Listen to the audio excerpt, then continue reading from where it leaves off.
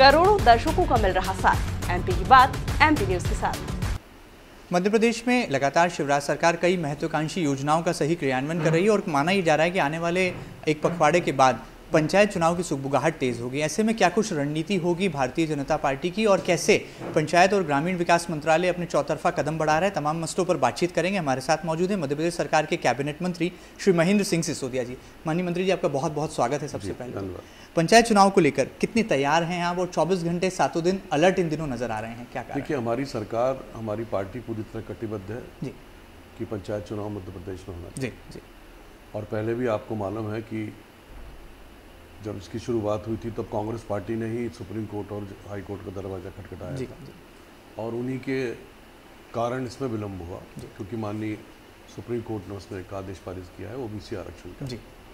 हमारा परिसीमन का कार्य पूर्ण हो चुका है।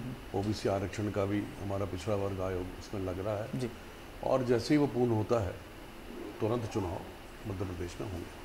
आपने तमाम पंचायतों को जो अब तक के लंबित काम है उनको पूरा करने का टारगेट भी दे दिया है, तो क्या ये माना जाए कि बहुत जल्दी रणभेरी बजने वाली है?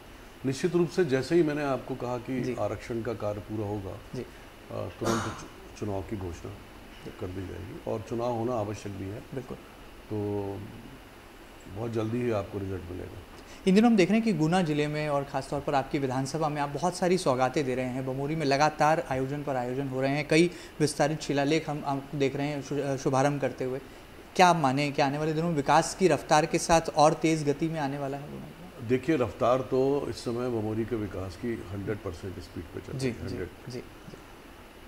आपको एक साल बाद पूरा दिखेगा नेटवर्क कि हमने क्या स्वीकृति दी है और क्या फील्ड पे काम हुआ है।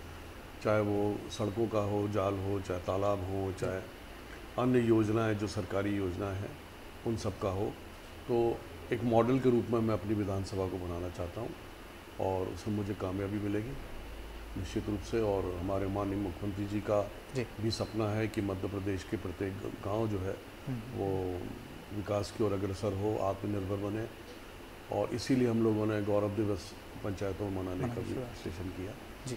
तो लगातार मध्य प्रदेश प्रगति की ओर है।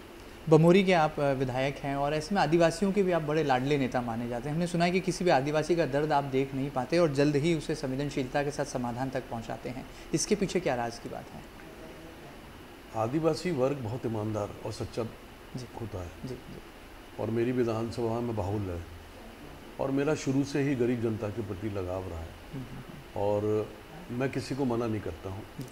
और शायद मैं आपको बताऊं कि विगत कई वर्षों में मैंने 30 से 40 हज़ार ऐसे लोग हैं गरीब निर्धन जिनके पास इलाज की व्यवस्था नहीं थी, उनका निःशुल्क इलाज मैंने करवाया है और मेरा घर तक उन लोगों से प्रेम है और जुड़ाव है। महिलाएं मुझे अपना भाई मानती हैं और मैं उनको अपनी बहनें मानता हूँ। बहुत बड़ी बात है। तो ये पार्टी का नहीं बल्कि एक परिवार जैसा रिश्ता हमारे बीच में कायम हुआ है जी। और यही कारण है कि जब मैं कांग्रेस में था तो वो कांग्रेस में वोट डालते थे और जब मैं भाजपा में आया तो पूरा का पूरा वोट शिफ्ट होके भारतीय जनता पार्टी में आ गया और उसका रिजल्ट भी आप सबके सामने है। तो एक ईमानदार, एक लगनशील और प्रगतिशील जाति हमारी आदिवासियों की और निश्चित रूप से उनसे मेरा बहुत लगाव है। केंद्रीय मंत्री ज्योतिरादित्य सिंधिया जी, उनका भी फोकस इन दिनों आपके जिले में और आपकी विधानसभा के आसपास नजर आया। ऐसा कहा गया कि पूर्व मुख्यमंत्री दिग्विजय सिंह जी के गढ़ में अब महाराज ने पूरी तरह से डेरा डाल दिया है। पिछले दिनों एक दिन का वक्त भी उन्होंने वहाँ बिताया, बैठ के मैराथन रूप से ली। क्या माना जाए?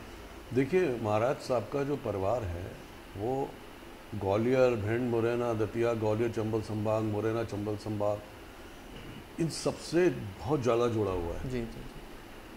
और वही लगाव हमारे महाराज ज्योतिरादित्य सिंधिया जी का भी है जी।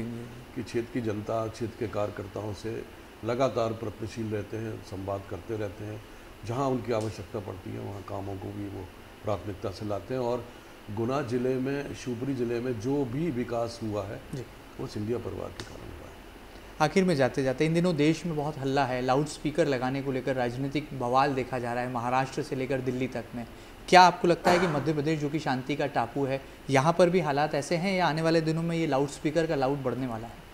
नहीं, मध्य प्रदेश में तो शांति का वातावरण है। हमारे माननीय मुख्यमंत्री शिवराज सिंह जी बहुत ही संवेदनशील मुख्यमंत्री हैं और आपने देखा होगा कि अभी ईद और जयंती पे भी सब पूरे मध्य प्रदेश में शांति का वातावरण रहा। तो मध्य प्रदेश के हालात महाराष्ट्र की तरह नहीं है, मध्य प्रदेश बहुत शांति। आखिर में जाते जाते मध्य प्रदेश की 7.5 करोड़ जनता को क्या संदेश होगा मध्य प्रदेश सरकार के पंचायत और ग्रामीण विकास मंत्री जी का? मैं मध्य प्रदेश की जनता को यही कहना चाहूँगा कि हमारे मुख्यमंत्री माननीय शिवराज सिंह जी के नेतृत्व में प्रदेश चहुमुखी विकास की ओर बढ़ रहा है। हमारे प्रधानमंत्री नरेंद्र मोदी जी का जो सपना है आत्मनिर्भर बनाने का देश को, उसकी ओर भी हम अग्रसर हो रहे हैं।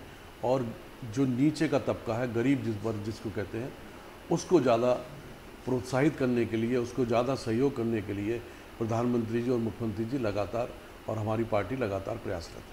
बेबाक है, निर्भीक है, निष्पक्ष हैं और अपना संदेश मध्य प्रदेश की जनता को भी दे रहे हैं। ग्रामीण विकास का वो सपना देखते हैं और पंचायतों के जरिए आने वाले दिनों में जो चुनाव की चुनौती भारतीय जनता पार्टी और सरकार के समक्ष उसे पार करने का दावा भी कर रहे हैं मध्य प्रदेश सरकार के कैबिनेट मंत्री श्री महेंद्र सिंह सिसोदिया। एक खास बातचीत आपको कैसी लगी हमें जरूर बताइएगा। ताज़ा तरीन खबरों के लिए बने रहें आपके अपने न्यूज़ चैनल MP न्यूज़ के साथ। फिलहाल दीजिए इजाजत, नमस्कार।